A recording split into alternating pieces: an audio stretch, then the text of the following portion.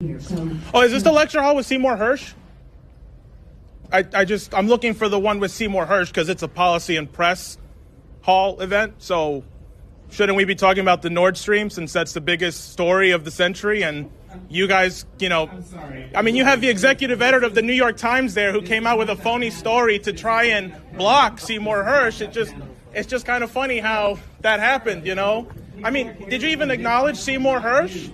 All of you are executive editors of papers that broke Pentagon, My Lai, Watergate. Is this the same papers or not? I mean, is there anything you've gotten right in the last 20 years, or am I mistaken about that? I mean, it's just kind of funny because Iraq, wrong. Syria, wrong. Russiagate, really wrong. Okay, I mean, the list goes on and on. So the last thing you could do to try and actually fix your reputation is acknowledge that through leaks, we had to find out that Zelensky was going to bomb Moscow on the anniversary. I mean, if you're so impartial, shouldn't you at least say, right, that Zelensky was going to bring us on the verge of World War III?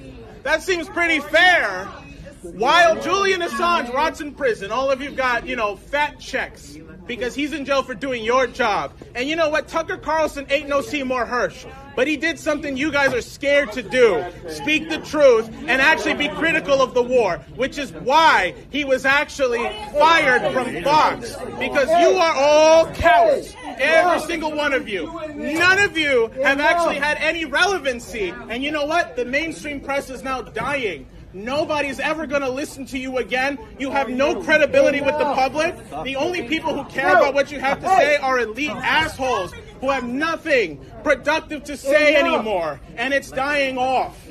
So will you at least say something, either about Nord Stream or Ukraine or the fact that Zelensky brought us to the verge of World War III and the only reason we knew about that was through leaks? Go ahead. It's a free speech event, right? You guys are the press. Let's say something here.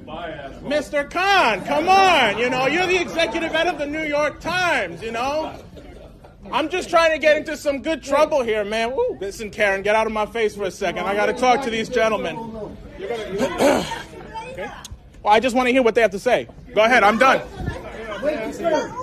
Wait your turn. You're not going to tell them to you. Come. Wait your turn. You could project if we can't. I would just say I think it's important to hear everybody's point of view. Yeah. So thank you. All right. I do think that we need to give our moderator a chance to ask other questions. We're on the verge of World War III. Some of the people in the audience also do so. Thank you. Let's go. Really, thank you. Say something about this bombing. We blew up the Nord Stream pipeline.